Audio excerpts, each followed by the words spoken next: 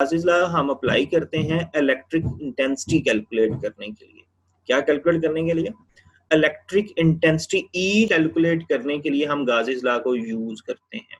इसमें होता क्या है, हमारे पास मुख्तलिफ चार्ज की कॉन्फ़िगरेशंस एग्जिस्ट करेंगी। मुख्तलिफ चार्ज की कॉन्फ़िगरेशंस का मतलब है कि मुख्तलिफ तरह से चार्ज जो है ना, किसी सरफेस के ऊपर या किसी और चीज़ के ऊपर फैला हुआ होगा, और हम क्या करेंगे, हम उस चार्ज के अकॉर्डिंगली जो इलेक्ट्रिक फील्ड बनती है ना, इलेक्ट्रिक इंटेंसिटी ई बनती है, इलेक्ट्रिक फील्ड स्ट्रेंथ, वो हम कैलकुलेट करेंगे।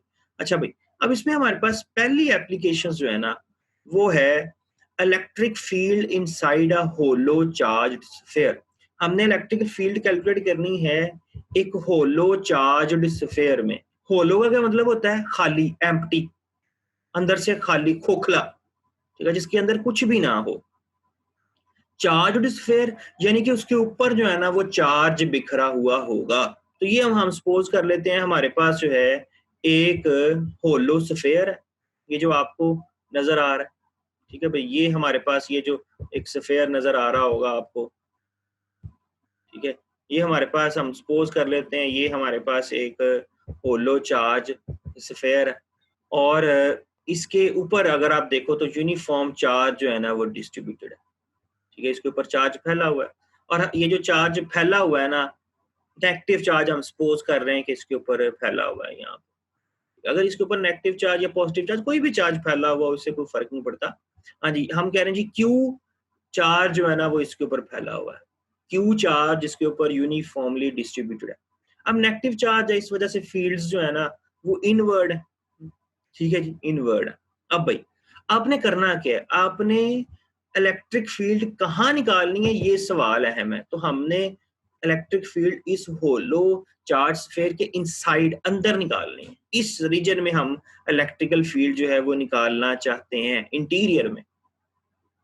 कैसे निकालना चाहते हैं? By using Gauss's law. हम गाज़ीज़ लॉ को इस्तेमाल करते हुए इलेक्ट्रिक फील्ड जो है वो निकालना चाहेंगे।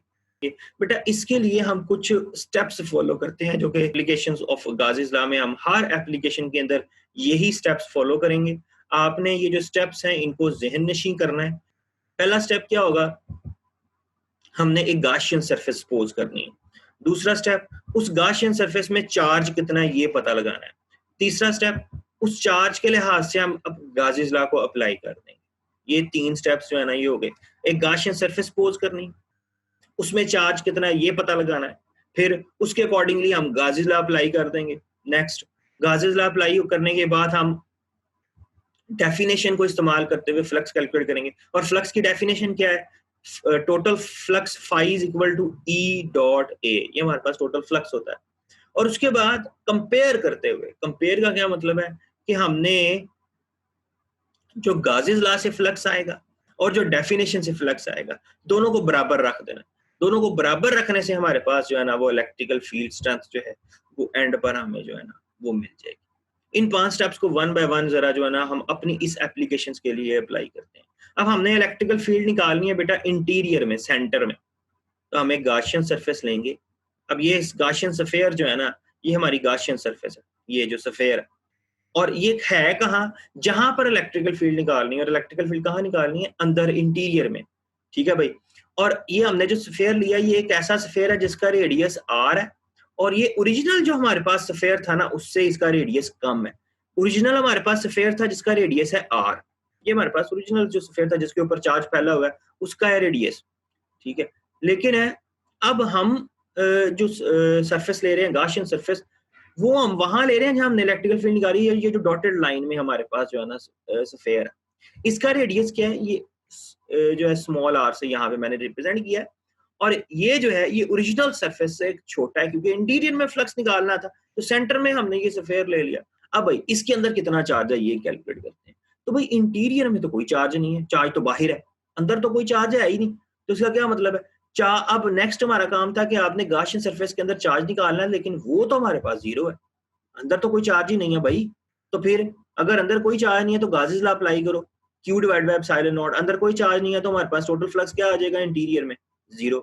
अगर टोटल फ्लक्स इंटीरियर में 0 है तो E डॉट A हमारे पास 0 हो जाएगा। अब जो आपने सरफेस अंदर सपोज की है, क्या उसका एरिया है? बिल्कुल उसका एरिया है। एरिया तो यहाँ पे 0 हो ही नहीं सकता है, क्योंकि एरिया तो कुछ ना कुछ है इसका। वो उसके रेडियस के अकॉर्डिंगली 4 पाई आर स्क्वायर हमारे पास एरिया होगा उसका। तो फिर इसका मतलब है इन दोनों का अगर प्रोडक्ट 0 है तो वो फिर ई ही 0 होगी। तो क्योंकि सेंटर में हमारे पास कोई चार्ज नहीं है, तो इसका मतलब क्या है, इंटीरियर में इलेक्ट्रिकल फील्ड भी नहीं होगी। ये हमारे पास गाउस लॉ की पहली एप्लीकेशन है। अब इस एप्लीकेशन के यूजेस क्या हैं? बेटा इसमें ना आप देख रहे हो लाइटनिंग, ठीक है, बिजली जो है ना उसकी कड़क जो है ना, वो देख रहे हो वो बिजली जो है वो एक स्ट्राइक करती है एक कार पे। अब एक कार के अंदर एक शख्स जो है ना वो बैठा हुआ है, ये कार के इंटीरियर में। अब होगा क्या, वो जो बिजली की जो कड़क है उसकी वजह से जो चार्ज की डिस्ट्रीब्यूशन है वो कार की सरफेस के ऊपर है, कार की सरफेस के ऊपर है। अंदर बैठे हुए शख्स को इसका कोई फर्क नहीं पड़ेगा। अंदर बैठा हुआ शख्स जो है वो उस कड़क से महफूज रहेगा, क्योंकि कड़क है वो सिर्फ और सिर्फ सरफेस को चार्ज देगी। अंदर बैठे हुए शख्स के ऊपर कोई फर्क नहीं पड़ेगा, क्योंकि इंटीरियर में फील्ड 0 होगी, क्योंकि इंटीरियर में कोई चार्ज नहीं है। लेकिन अगर वो शख्स कार की बॉडी के साथ अटैच है और वो बाहर है, तो फिर उसका इफेक्ट क्या होगा, क्योंकि सरफेस में तो बाहर आना है, चार्ज तो बाहर है, तो फिर क्या होगा, ये हमारे लिए खतरनाक हो सकता है ये सिचुएशन जो है। और इस किस्म का जो नेटवर्क होता है जिसमें आप किसी सरफेस के अंदर होते हो और चार्ज बाहर होता है और आपको कोई फर्क नहीं पड़ता, बेटा इसको हम फैराडे केज कहते हैं। इसको हम क्या कहते हैं? फैराडे केज कहते हैं। और इस तरह से मुख्तलिफ हम किस्म के इलेक्ट्रॉनिक डिवाइसेस बनाते हैं जिसमें हम क्या करते हैं, बाहर एक मेटल सरफेस बना देते हैं। अगर कोई डैमेज भी आए तो उस बाहर मेटल सरफेस के ऊपर आती है, इंटीरियर में कोई फर्क नहीं पड़ता। सेकंड एप्लीकेशन में हमारे पास जो है, हमने एक इनफाइनाइट शीट ली है, इलेक्ट्रिकल इंटेंसिटी हमने कैलकुलेट करनी है, इनफाइनाइट शीट है। और इनफाइनाइट शीट का सबसे पहले तो ये मतलब है कि इसकी लेंथ बहुत ही ज्यादा है, यहां तक कि ये जमीन को भी कवर कर ले, ये फैलती चली जाएगी। क्या ये सपोज हम कर रहे हैं कि ये हमारे पास इनफाइनाइट एक शीट है जिसके ऊपर यूनिफॉर्मली चार्ज फैला हुआ है, ठीक है। इसके ऊपर अगर आप देखो ये पॉजिटिव चार्ज फैला हुआ है, ठीक है। शीट के ऊपर, पूरी शीट के ऊपर पॉजिटिव चार्ज जो है ना वो यूनिफॉर्मली फैला हुआ है, ठीक है जी। प्लेन शीट ले लिए एक, इनफाइनाइट एक्सटेंट, एक्सटेंट का क्या मतलब है, लंबाई, जिसकी लंबाई इन्फिनिट है, बहुत ज्यादा है। हाँ जी भाई, नेक्स्ट उसके ऊपर यूनिफॉर्म चार्ज जो है ना वो फैला हुआ है, यूनिफॉर्म चार्ज डिस्ट्रीब्यूशन है। यूनिफॉर्म चार्ज डिस्ट्रीब्यूशन का क्या मतलब है, यूनिफॉर्म चार्ज डिस्ट्रीब्यूशन का मतलब है एक जैसा फैला हुआ, कि ये नहीं है कि कहीं पे कम है कहीं पे ज्यादा है, हर जगह पर एक जैसा चार्ज जो है वो डिस्ट्रीब्यूटेड है। अगर चार्ज जो है वो यूनिफॉर्मली डिस्ट्रीब्यूटेड है तो फिर हमारी जो सरफेस है ना उसके लिए हम एक चार्ज डेंसिटी डिफाइन करेंगे। उसको हमने सिग्मा से रिप्रेजेंट किया। किससे रिप्रेजेंट किया? सिग्मा से। ये सिग्मा आपको नजर आ रहा होगा। और सिग्मा इक्वल किसके होता है? सिग्मा इक्वल होता है चार्ज पर यूनिट एरिया के। आगे हमारा पहला स्टेप, ये तो वो चीजें होंगी जी हमारे पास जो जो चीजें थी कि प्लेन शीट थी, फिर यूनिफॉर्म चार्ज डिस्ट्रीब्यूशन है। अब हम अपने असल काम की तरफ तक चलते हैं, जो हमारे स्टेप्स हैं जो हमने फॉलो करने होते हैं। सबसे पहला स्टेप भाई गाशियन सरफेस लो, जो कि एक सिलेंडर है, इमेजिनरी सिलेंडर है। हमने सपोज किया है कि एक सिलेंडर है जो कि जो है ना शीट में से पास कर रहा है। ये सिलेंडर आधा उस तरफ है और आधा जो है ना दूसरी तरफ है। अब हमने इस सिलेंडर के लिए इलेक्ट्रिक फ्लक्स कैलकुलेट करना है और वो हमें फिर इस पूरी शीट के लिए इलेक्ट्रिकल फील्ड को डिफाइन करके देगा। अब भाई ये जो सिलेंडर आपने लिया है इसके लिए इलेक्ट्रिक फ्लक्स कैलकुलेट करो बाय डेफिनेशन। तो ये जो हमने पहले कैलकुलेशन की है टोटल इलेक्ट्रिक फ्लक्स जो है, ये डेफिनेशन को अप्लाई करते हुए, और डेफिनेशन क्या थी हमारे पास, E डॉट A। अब भाई अगर आपने सिलेंडर से फ्लक्स निकालना है तो सिलेंडर के पहले रीजन्स को देख लो, कितनी साइड्स हैं इसकी, इसके रीजन्स कौन कौन से हैं। तो बेटा जी सिलेंडर के हमारे पास 3 रीजन्स हैं। कौन कौन से? एक हमारे पास ये अपर रीजन है, ठीक है भाई। दूसरा हमारे पास ये लोअर रीजन है। 2 हो गए। क्या कोई तीसरा भी है? बिल्कुल है। ये जो साइड वाली सराउंडिंग होगी वो हमारे पास तीसरा रीजन होगा। अब इसको अगर आप समझो तो सिलेंडर की मिसाल सिंपली हम क्या दे सकते हैं बेटा जी, जो हमारा गिलास होता है ना, गिलास जिसमें हम पानी पीते हैं, बेटा वो एक सिलेंडर की तरह है, उसकी 3 सरफेसेस होती हैं। एक वो ऊपर वाली सरफेस जहां से हम पानी पीते हैं, वो पूरा ऊपर वाला रीजन, एक लोअर सरफेस उसका पैदा, और तीसरा साइड से वो जो वॉल्स हैं उसकी, जो उसकी दीवारें हैं, वो तीसरा रीजन होता है। तो बेटा जी ये सिलेंडर भी वैसा ही है, इसमें हमारे पास 3 रीजन्स हैं, ठीक है। हाँ, लेकिन ग्लास में ऊपर वाला रीजन ओपन होता है, लेकिन इसमें ऊपर वाला रीजन ओपन नहीं है, क्लोज है वो भी। अब 3 रीजन्स आ गए हमारे पास, तीनों के अपने अपने क्या होंगे भाई, एरिया वेक्टर्स होंगे। अब ये बात समझने वाली है कि एरिया वेक्टर्स तीनों रीजन्स के किस तरह से होंगे। पहले रीजन का एरिया वेक्टर ऊपर वाले का क्या होगा भाई, ये अपवर्ड डायरेक्शन में उसका एरिया वेक्टर है A1, इसको चलो कह लो। हाँ जी, दूसरे रीजन का हमारे पास एरिया वेक्टर जो है वो डाउनवर्ड डायरेक्शन में है, वो हमारे पास ये आ गया। तीसरे रीजन का जो एरिया वेक्टर है वो चारों तरफ होगा, इस तरफ भी होगा, उसके बाद ये जो नीचे की तरफ मैं एरो लगा रहा हूं, यहां पर सेंटर में जो एरो है बेटा, ये नीचे की तरफ नहीं है, ये असल में आपकी तरफ है, आउटवर्ड है, ठीक है। इसी तरह से यहां पर जो है उसका वो ये एरिया वेक्टर होगा। अब अगर आप इन तमाम एरिया वेक्टर्स को इलेक्ट्रिक फील्ड के साथ कंपेयर करके अलग-अलग फ्लक्स निकाल लो इन तीनों रीजन्स के लिए, तो पहले रीजन की अगर आप बात करो तो एरिया वेक्टर इलेक्ट्रिक फील्ड के साथ पैरेलल है, तो हमारे पास फ्लक्स जो है वो मैक्सिमम आएगा और उसकी वैल्यू कितनी होगी, EA।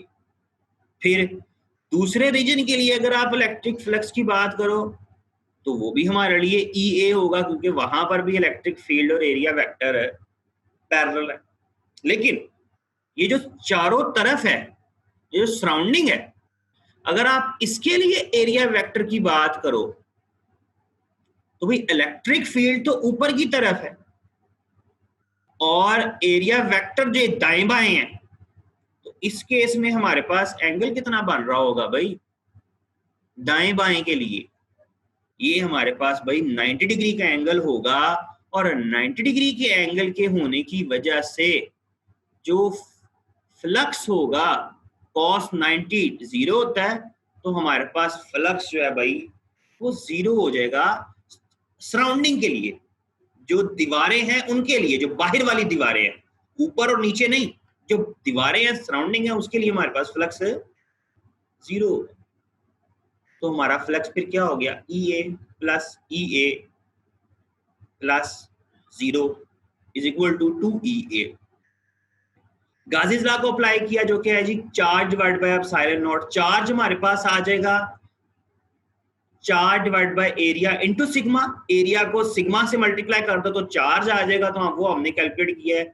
चार्ज इनक्लोज किसके इक्वल है, वो है हमारे पास है सिग्मा इनटू एरिया, ये हमारे पास जो है ना सिग्मा इनटू एरिया की यहाँ पर वैल्यू आ गई है।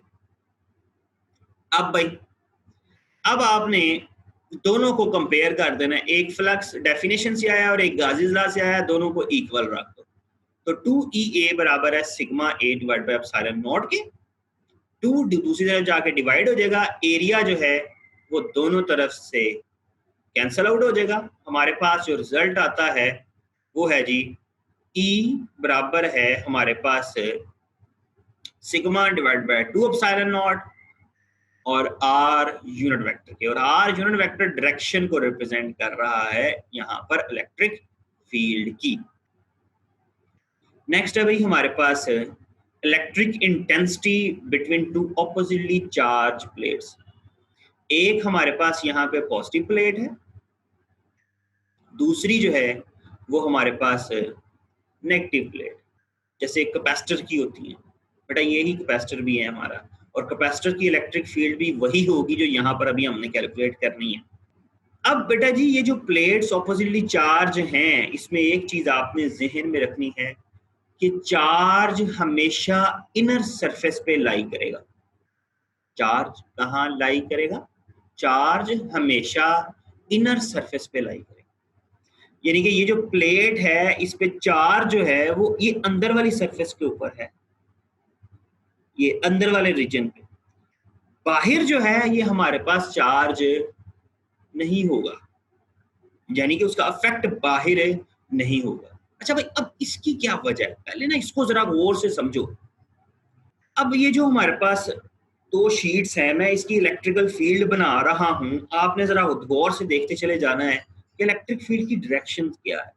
अगर ये पॉजिटिव शीट है, मैं इस पहली पॉजिटिव शीट की बात कर लेता हूं, तो भाई इसकी इलेक्ट्रिकल फील्ड किस तरफ को होगी, बाहर की तरफ। और अभी हमने पढ़ा है एक प्लेट की, इनफाइनाइट जो प्लेट है उसकी जो इलेक्ट्रिक फील्ड है वो हमेशा आउटवर्ड होती है, बाहर की तरफ होती है, दोनों तरफ से बाहर की तरफ। तो इसकी इलेक्ट्रिकल फील्ड जो है वो डेफिनेटली तौर पर बाहर की तरफ अगर मैं लूं तो ये डायरेक्शन होगी। और यहां पर इलेक्ट्रिकल फील्ड की डायरेक्शन किस तरफ को होगी, हमेशा पॉजिटिव की जो डायरेक्शन है वो इलेक्ट्रिक फील्ड की पॉजिटिव से अवे होती है। तो ये जो आपको ग्रीन एरोज नजर आ रहे हैं, ये असल में इस पॉजिटिव जो हमारे पास शीट है इसकी इलेक्ट्रिक फील्ड को रिप्रेजेंट कर रहे हैं। अब नेगेटिव शीट की बात कर लेते हैं। भाई उसकी इलेक्ट्रिक फील्ड जो है, उसके इलेक्ट्रिक फील्ड की डायरेक्शन वो हमेशा नेगेटिव के लिए टुवर्ड होती है। तो इसका मतलब है जो नेगेटिव हमारे पास फील्ड है उसकी डायरेक्शन जो है नेगेटिव प्लेट के लिए वो इनवर्ड। अब अगर इसी को मैं ऊपर और नीचे भी एक्सटेंड करूं तो भाई इसी नेगेटिव फील्ड की जो फील्ड लाइंस हैं वो किस तरफ को होगी, तो ये होगी, वो हमेशा नेगेटिव की तरफ जा रही होगी। अब यहां पर ये जो एरोज हैं इनकी डायरेक्शंस का जरा ख्याल करो। ऊपर वाले रीजन में पॉजिटिव जो कि ग्रीन एरोज को रिप्रेजेंट कर रहे हैं, पॉजिटिव शीट की फील्ड, और ये जो मेरे पास वायलेट कलर है ये रिप्रेजेंट कर रहा है नेगेटिव चार्ज की फील्ड को। भाई ये यहां पर क्या करेंगे, अगर गौर करो तो यहां पर इलेक्ट्रिक फील्ड जो है वो बेटा जी वैनिश हो जाएगी। कहां पर, इस रीजन में इलेक्ट्रिक फील्ड वैनिश हो जाएगी, एक दूसरे के ऑपोजिट डायरेक्शन में है। इसी तरह से जो लोअर रीजन है वहां पर भी नेगेटिव और पॉजिटिव की जो फील्ड की डायरेक्शन है वो एक दूसरे के ऑपोजिट है। तो यहां पर भी हमारे पास फील्ड जो है वो वैनिश हो जाएगी, जीरो। तो इलेक्ट्रिक फील्ड कहां बचेगी, इलेक्ट्रिक फील्ड सिर्फ सेंटर में बचेगी, और वो भी क्या हो जाएगी भाई, बहुत ज्यादा इनहेंस होकर। नेट इलेक्ट्रिक फील्ड हमेशा दो पैरेलल प्लेट्स के सेंटर में एग्जिस्ट करती है और बहुत स्ट्रांगली एग्जिस्ट करती है। तो वो जो फील्ड अब सेंटर में एग्जिस्ट करती है वही हम कैलकुलेट करेंगे भाई। अब उसी तरह से क्योंकि हमारे पास जो है वो यूनिफॉर्मली चार्ज डिस्ट्रीब्यूशन है, तो यूनिफॉर्म चार्ज डिस्ट्रीब्यूशन के लिए हम जो है वो चार्ज डेंसिटी को डिफाइन करेंगे, और जो चार्ज डेंसिटी है वो हमारे पास इक्वल होती है चार्ज पर यूनिट एरिया के। तो वहां से हमारे पास चार्ज आ जाता है sigma into area. Next, charge भी हमने डिफाइन कर लिया। गॉसियन सरफेस लेनी है। अब गॉसियन सरफेस हम एक होलो बॉक्स ले रहे हैं। बेटा ये ज़हन में रखना, ये बॉक्स है, ये बज़ाहिर यहाँ पर शेप में आपको लग रहा है कि ये कोई टू डिमेंशनल रेक्टेंगल है, लेकिन बेटा ये रेक्टेंगल नहीं है, ये असल में एक होलो बॉक्स है जिसको ये नीचे जो है ना मैंने दिखाया है, और इसकी टोटल 6 साइड्स हैं। A1 ऊपर की तरफ, A2 अंदर की तरफ जो है, A3 ये हमारे पास इस साइड पर A3 है, फिर A4 डाउनवर्ड, A5 बाहर की तरफ हमारी तरफ आउटवर्ड, और A6 जो है ये हमारे पास जो है ये इस डायरेक्शन में आपको नजर आ रहा होगा। हाँ जी, टोटल 6 डायरेक्शंस हैं इसकी, 6 साइड्स हैं इसकी बॉक्स की। अब ये हमने रखा कहाँ पे हुआ है, इसकी सेटिंग इस तरह से की है कि ये जो इसका अपर रीजन है ये बाहर की तरफ है। इलेक्ट्रिक फील्ड से जो हमारे पास जो प्लेट्स हैं उसकी उससे बाहर की तरफ है, ठीक है, आपको ये नजर भी आ रहा होगा। A1 जो रीजन है ये बाहर की तरफ आउटवर्ड है। हाँ जी भाई, अब आपने टोटल फ्लक्स निकालना है। टोटल फ्लक्स कैसे निकालेंगे, टोटल फ्लक्स निकालना है बाय डेफिनेशन तो वो इन 6 जो साइड्स हैं उससे निकलेगा, 6 साइड्स हैं, हर एक से फ्लक्स निकलेगा। अब टोटल फ्लक्स निकालना है तो हर एक फ्लक्स को हमने सेपरेटली कैलकुलेट करना है, जैसे ये यहाँ पे किया, जमा करते जाएंगे अप टू 6 जो है ना हमने फ्लक्स कैलकुलेट करने। अब इंटरेस्टिंगली जरा गौर करो one by one electric field की डायरेक्शन और ये एरिया वेक्टर्स के अकॉर्डिंगली। सबसे पहले ये जो A1 है इसके लिए फ्लक्स क्या होगा, 0 होगा। क्यों 0 होगा, हर एक के लिए वजह जरा गौर से सुनो। इसलिए 0 होगा क्योंकि ये तो है ही बाहर, या आउटवर्ड है ना, बाहर की तरफ। तो इस रीजन का हमारे पास जो है ना वो फ्लक्स क्या होगा, वो 0 होगा। ये बाहर है, इसके लिए फील्ड ही 0 होगी, वो बाहर चला जाता है ना। हाँ जी, ये हो गया। हाँ जी, दूसरी साइड के लिए फ्लक्स 0 होगा। क्यों 0 होगा, दूसरी के लिए भी क्यों 0 होगा, क्योंकि इसकी डायरेक्शन अगर आप देखो और इलेक्ट्रिकल फील्ड की डायरेक्शन देखो, इलेक्ट्रिकल फील्ड की डायरेक्शन किस तरफ है, डाउनवर्ड। तो एंगल कितना बन रहा होगा, बाहर की तरफ, और डायरेक्शन इलेक्ट्रिक फील्ड की डाउनवर्ड है, एंगल 90 डिग्री बनेगा। cos 90 0 होता है तो फ्लक्स 0 होगा। हाँ जी, A3 के लिए भी हमारे पास फ्लक्स 0 होगा। क्यों 0 होगा भाई, क्योंकि यहां पर भी इलेक्ट्रिक फील्ड की जो डायरेक्शन है और जो एरिया वेक्टर की डायरेक्शन है वो दोनों परपेंडिकुलर है। ठीक है, वो आप यहां पे भी देख सकते हैं। यहां पर अब ये हमारा एरिया वेक्टर इस तरफ को है, ये A3 है, ये A3 है, लेकिन इलेक्ट्रिकल फील्ड की डायरेक्शन किस तरफ को है, वो तो डाउनवर्ड है। इलेक्ट्रिक फील्ड क्योंकि डाउनवर्ड है तो डेफिनेटली हमारे पास एंगल 90 डिग्री होगा, और अगर एंगल 90 डिग्री होगा तो भाई फ्लक्स cos 90 0 होता है, तो फ्लक्स जो है वो हमारे पास 0 हो जाएगा। इसी तरह से इधर A4 को देखो, क्या A4 के लिए फ्लक्स 0 होगा, नहीं भाई, A4 के लिए हमारे पास फ्लक्स 0 नहीं होगा। उसकी वजह क्या है, ये A4 जो है ये सबसे डिफरेंट है। इसके लिए क्यों नहीं भाई, एरिया वेक्टर 4 डाउनवर्ड डायरेक्शन में, अगर आप इलेक्ट्रिकल फील्ड देखो तो वो भी हमारे पास डाउनवर्ड डायरेक्शन में। तो एरिया वेक्टर और इलेक्ट्रिकल फील्ड दोनों की डायरेक्शन यहाँ पे सेम है, तो सिर्फ यही इलेक्ट्रिक फ्लक्स जो है वो बचेगा, बाकी सब 0 होंगे। A5 भी 0 होगा और A6 के लिए भी हमारे पास फ्लक्स जो है वो 0 होगा, क्योंकि उनके साथ भी इलेक्ट्रिक फील्ड जो है वो 90 डिग्री का एंगल बना रही है। तो सिर्फ बच गया इलेक्ट्रिक फ्लक्स जो है वो चौथे के लिए। तो वहां से अगर आप फ्लक्स कैलकुलेट करो तो तुम्हारे पास जो फ्लक्स आ जाता है वो आ जाता है भाई EA। ठीक है, EA फ्लक्स हमारे पास आ जाता है भाई।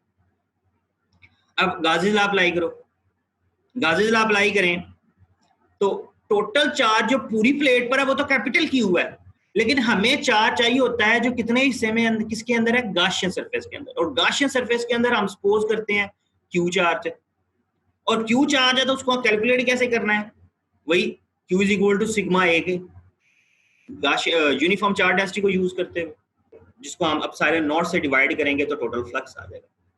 इस टोटल फ्लक्स को हम जो है वो जो डेफिनेशन से फ्लक्स आया है उसके इक्वल रख देते हैं, EA is equal to sigma A divide by epsilon naught. A से कैंसिल हो जाएगा, तो हमारे पास जो इलेक्ट्रिक फील्ड आएगी दो पैरेलल प्लेट्स के लिए वो sigma divide by epsilon not R unit vector की, और इसकी डायरेक्शन हमेशा किस तरफ से किस तरफ होगी, from positive to negative. Electric field की डायरेक्शन किस तरफ से किस तरफ को होती है, पॉजिटिव से नेगेटिव शीट की तरफ। बेटा यही सेम इलेक्ट्रिक फील्ड जो है बेटा वो कैपेसिटर की भी है।